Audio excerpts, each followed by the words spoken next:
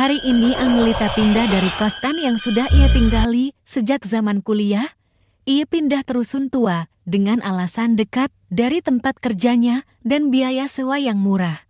Satu rumah berisi ruang tamu yang merangkap sebagai ruang keluarga. Di depannya terdapat satu-satunya kamar tidur yang bersebelahan dengan dapur, dan dapur yang berseberangan dengan kamar mandi. Di sebelah ruang tamu tadi cukup luas untuk dihuni satu orang.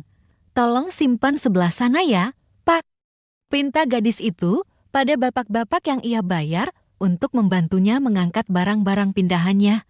Karena ia sudah ngekos sejak zaman kuliah, maka barang-barang yang ia punya pun beranak pinak. Untuk ukuran anak kos, ia punya sofa, kulkas, spring bed, TV, alat-alat masak lengkap, dan lain sebagainya.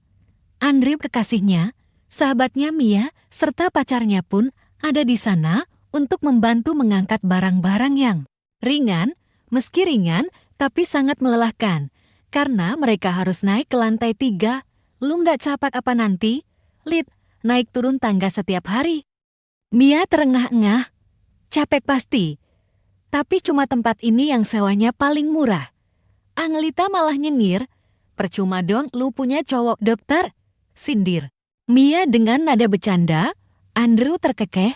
"Udah gue bilangin, terserah dia nyari kosan yang kayak gimana. Tapi dia kekeruh pengennya di sini. Kasian, baru jadi coach, belum jadi dokter yang banyak duitnya," bisik Angelita bergurau. Ia mengatur tata letak barang-barang dibantu Andrew. "Kalau gue sih, udah gue manfaatin, punya cowok dokter, kapan lagi?" Tiba-tiba Andi, kekasih Mia, menjita kepala Mia. "Emang aja lu matre." "Aduh peringis. Mia, emang kapan gue matre sama elu? Hah? Hah?" Ia membalas perbuatan kekasihnya itu. Udah malah berantem di sini. "Bukannya bantuin," protes Angelita. Mereka pun tertawa lalu mereka mulai bersih-bersih dan menata ruang. Beberapa jam berlalu, mereka melemparkan badan di atas sofa tanda kelelahan. "Gila, capek banget," keluh Mia. Andrew meneguk habis minuman botolnya. Botol-botol minuman dan makanan dibiarkan terpajang di atas meja sebelum masuk ke dalam kulkas untuk mereka cemili terlebih dahulu. "Gue mandi dulu ah, gerah banget," ujar Angelita seraya bangkit dari sofa. "Kalau mau masak mie, masak aja ya, kalian." Yang lemah Mia menjawab. Angelita pun pergi ke kamar mandi. Sekarang penampakan kamar mandi itu lebih baik dari saat ia datang tadi. Meski tidak begitu kinclong seperti rumah baru, mungkin karena sudah lama tidak ditinggali, lantai kamar mandinya sudah berkerak dan susah dibersihkan. Juga cermin di kamar mandi itu yang sudah terdapat garis-garis khatulistiwanya mustahil kembali kinclong seperti semula. Ia mulai menanggalkan pakaiannya, memanjakan dirinya dengan air dan sabun rasanya sangat segar, menghilangkan keringat-keringat dan debu yang menempel di badannya. Selesai memanjakan diri, ia melihat dirinya di depan cermin yang memperlihatkan setengah badannya yang tanpa busana itu. Sejenak ia terdiam, sret. Lalu dengan cepat, ia menoleh ke arah pintu. Ia merasa ada yang sedang memperhatikan dirinya, tapi tak ada siapapun selain dirinya. Di sana, mungkin hanya halusinasinya saja, pikirnya. Ia lalu teringat kalau ia lupa membawa handuknya. Aku lupa bawa handuk. Tolong ambilin dong di koper yang merah," teriaknya. Lalu ia kembali menatap dirinya di cermin sambil memeras air di rambutnya. Beberapa menit tak ada jawaban. Ia lalu membuka pintu dan melongokkan kepalanya. Belum sempat ia kembali berteriak, sebuah handuk sudah ada di depan wajahnya. "Makasih," ucapnya sambil menarik handuk berwarna pink itu. Tapi orang yang membawa handuk itu ikut tertarik. Sana." Angelita mendorong kembali tubuh Andrew yang memaksa masuk. "Aku mau mandi juga," ujar Andrew sambil tertawa. Angelita tetap berusaha mendorongnya sambil menutupi sebagian tubuhnya dengan handuk yang belum sempat ia lilitkan. "Ada anak-anak," bisiknya panik. "Gak ada. Mereka udah balik." Dorongan Angelita melemah. "Mereka udah pulang." Ia mengernyit. Andrew hanya mengangguk lalu masuk tanpa perlawanan lagi. Diciumnya leher Anglita, lalu mereka pun bercumbu. Jam menunjukkan pukul 5.45 menit. Anglita bangun dari pelukan Andrew. Ia membuka selimut yang membalut tubuhnya, masih dalam keadaan tanpa busana. Ia membuka kopernya dan mengambil beberapa pakaian yang ia butuhkan saat itu. Tak lupa ia meraih kembali handuknya, lalu pergi ke kamar mandi untuk membersihkan diri. Beberapa menit kemudian, ia keluar, lalu menuju dapur dan membuat sarapan, sembari membereskan sisa-sisa makanan yang belum masuk kulkas. Terdengar suara pintu kamar mandi tertutup. "Kamu udah bangun?" tanyanya, yang kebetulan sedang membelakangi kamar mandi. Tak ada sahutan, tapi ia tak terlalu peduli. Ia sibuk memasak nasi goreng, menu simple di pagi hari. Setelah hidangan tersaji, ia berteriak di depan pintu kamar mandi, cepetan mandinya. "Sarapannya udah siap nih." "Siapa yang lagi mandi?" Anglita tersentak.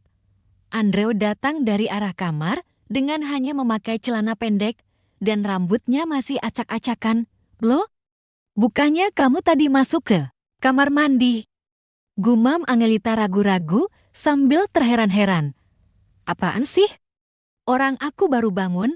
Andrew menanggapinya santai sambil membawa satu piring berisi nasi goreng ke ruang tengah. Anglita menyusulnya sambil membawa piring yang lain. "Beneran kamu baru bangun? Bukan kamu yang masuk kamar mandi tadi?" "Beneran, sayang. Gak lihat ini, aku baru bangun banget." Andrew menyuapkan satu sendok nasi goreng ke mulutnya. "Emang napa sih?" "Tadi suara pintu ketutup loh. Angin kali. Orang pintunya tertutup tadi. Mana mungkin angin bisa bukain juga." "Ya palingan juga kamu salah dengar. Ini kan rusun. Dempet-dempetan. Mungkin yang kamu dengar suara pintu tetangga." Anglita terdiam. Ia bisa jadi memang salah dengar. Udah, gak usah mikir aneh-aneh. "Ayo makan, nanti kamu telat kerjanya." Anglita pun mulai menyantap hidangannya. "Hari ini aku yang anterin kamu kerja." "Kamu masih cuti?" tanya Anglita, karena jarak tempat kerjanya dan rumah sakit tempat Andrew bekerja berlawanan dan cukup jauh jaraknya dari kontrakan ia sekarang. Andrew mengangguk. Ia memang sengaja cuti untuk membantu kekasihnya itu pindahan. "Sampai kapan?" tanya gadis semampai itu lagi. "Sampai hari ini, syukurlah, jangan lama-lama cutinya. Kamu kan masih jadi cowok." Andrew mendekatkan wajahnya ke wajah Anglita seraya mencubit dagu gadis itu pelan. "Baiklah, sayangku." Mereka pun menyelesaikan sarapan mereka dan Andrew pun mandi. Sementara Anglita bersiap. 6.25 menit mereka keluar dari kontrakan. Sementara Anglita mengunci pintu, Andrew sudah menuruni anak tangga terlebih dahulu. Begitu akan menyusul Andrew, Anglita kaget melihat seorang wanita menatap dirinya. Wanita itu berdiri di ujung tangga di depan pintu sebelah rumah kontrakannya. Wajahnya tidak menunjukkan keramahan, rambutnya lurus panjang. Ia mengenakan gaun merah dengan lipstik merah merona. Mungkin itu tetangga kontrakannya. Anglita hanya tersenyum kecil mencoba untuk bersikap ramah. "Judes amat," teluh Anglita saat mulai mengimbangi langkah Andrew. "Siapa?" tanya Andrew heran. "Itu cewek yang tadi berdiri di pintu sebelah rumah." "Cewek?" Andrew mengernyit. "Iya, yang tadi pakai baju marah." "Ah, aku gak lihat siapa-siapa." "Orang sepi gitu, mata kamu kayaknya harus dicek deh," ujar Anglita sambil mendahului Andrew. Andrew hanya garuk-garuk kepala, mungkin saja pacarnya benar. "Pagi." Anglita menyapa semua teman satu ruangannya dengan ceria, lalu duduk di kursi tempat biasa ia bekerja. Diam-diam Tiara memperhatikannya. Sejak ia masuk ke ruangan itu, Tiara adalah salah satu teman satu tiam Anglita di kantor, sekaligus teman yang tidak terlalu akrab dengannya, karena Tiara orangnya tertutup. "Deh, alu, gue panggil-panggil kagak nengok lu. Dasar." Mia menepuk pundak Anglita untuk protes. "Masa sih?" Anglita malah tertawa. "Gue nggak dengar. Kongek lu." Maki Mia sambil duduk di kursi kerjanya. "Orang gue ada di belakang lu tadi." Nyelonong aja pergi. Anglita tertawa lagi, sumpah gue nggak tahu. Tiara masih memperhatikan Anglita diam-diam, sesekali dia pura-pura sibuk agar tidak terlalu kentara. Tapi, lama-lama ia tak tahan setelah Anglita selesai mengobrol dengan Mia dan mulai menyalakan komputernya. Tiara pun menghampiri Anglita. Anglita menoleh. Tiara ragu-ragu. Kenapa? Tanya Anglita ramah. Katanya lu pindah kosan ya? Anglita mengangguk. Sejenak ia terdiam menunggu Tiara berucap, tapi dilihatnya Tiara seperti bingung. Kenapa? Lu rencana mau pindah kosan juga? Ending itu, pindah aja sama gue. Tempatnya sih kayak gedung tua gitu, tapi sewanya murah, lumayan lah agak erit. Anglita memainkan ponselnya, terlihat mencari sesuatu. Nih, gedungnya gue nemu di internet, ujarnya seraya menunjukkan layar ponselnya. Masih dengan ragu-ragu, Tiara mengambil ponsel Anglita untuk melihat dengan jelas gambar yang ditunjukkan padanya itu. Tiba-tiba tangannya bergetar setelah melihat dengan jelas gambar itu. Ia terlihat ketakutan. Tanpa sengaja ponsel Anglita terjatuh dari tangannya.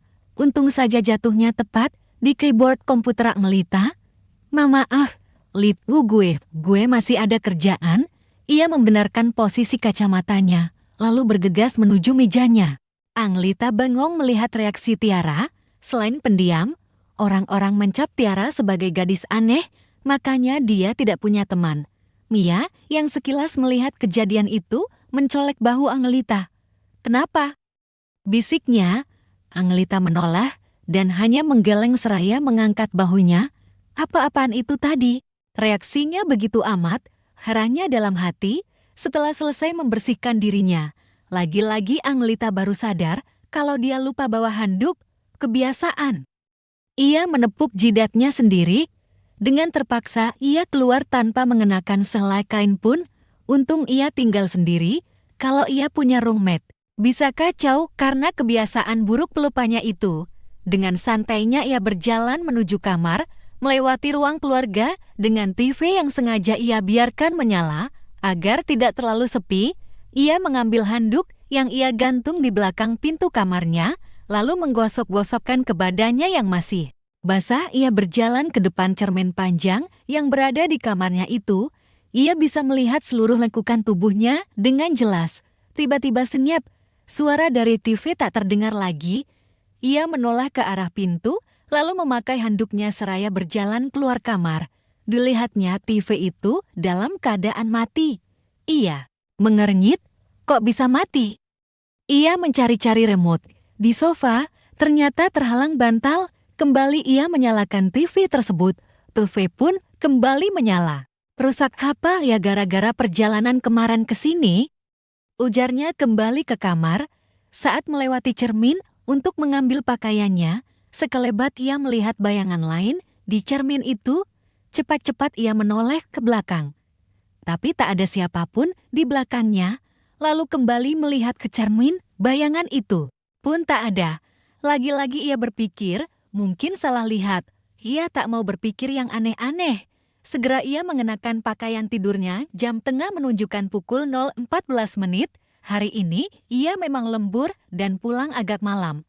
Ia mematikan TV karena ia sudah mulai mengantuk. Bergegas ia kembali ke kamarnya, menarik selimut dan berbaring. Tak lupa mematikan lampu sebelumnya. Beberapa menit kemudian ia terlelap. Tanpa ia sadari, selimut yang ia pakai perlahan terbuka, seperti sedang ditarik seseorang dari arah kakinya. Dengan setengah sadar, ia kembali menarik selimutnya sampai menutupi badannya. Selang beberapa menit, kejadian itu berulang. Sesuatu menarik selimutnya sampai melorot hingga pahanya yang mulus terlihat jelas. Ia memang mengenakan baju tidur dengan celana pendek. Tiba-tiba sesuatu terasa meraba pahanya itu. Seketika matanya terbuka lebar. Ia terduduk melihat selimutnya sudah di ujung kakinya. Apa itu tadi? Tanyanya dalam hati. Dilihatnya seluruh kasurnya dengan pencahayaan seadanya. Tak ada hewan apapun di sana. Ia kembali berniat membaringkan tubuhnya, tapi tiba-tiba terdengar suara gaduh. Sorak-sorai dan riuh gelak tawa, ia menghela nafas berat, sepertinya tetangga kontrakannya tengah berpesta atau kumpul-kumpul. Berisik banget sih.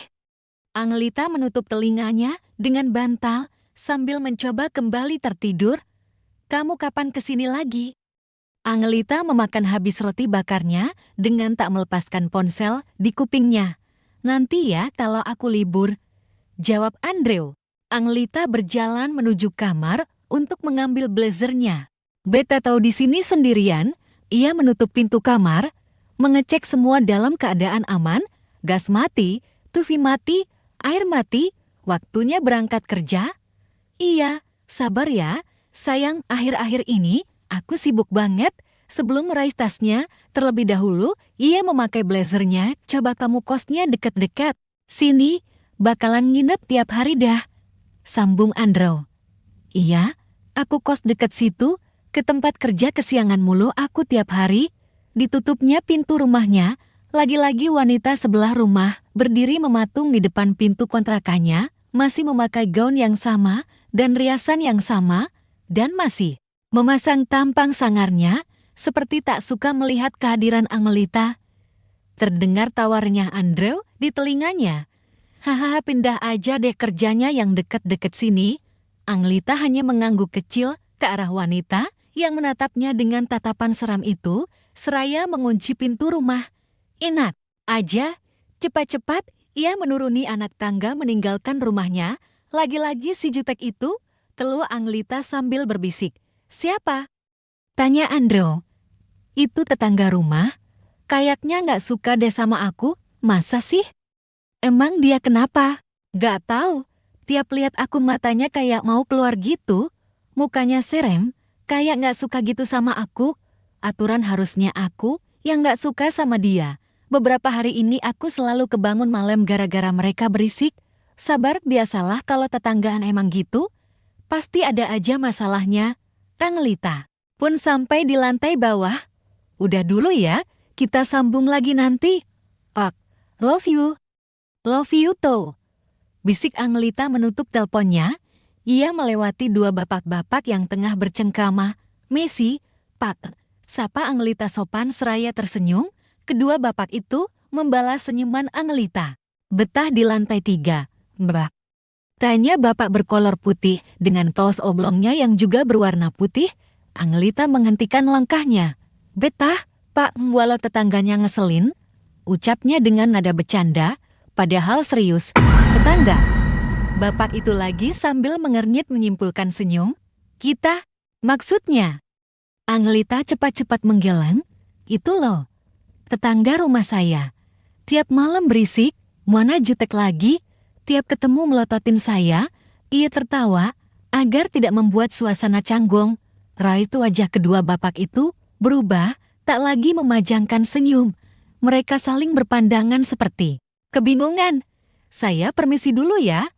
Pak, udah telat. Pamit Angelita terburu-buru. Mari keduanya hanya mengangguk bak robot. Mereka masih terdiam melihat kepergian gadis itu.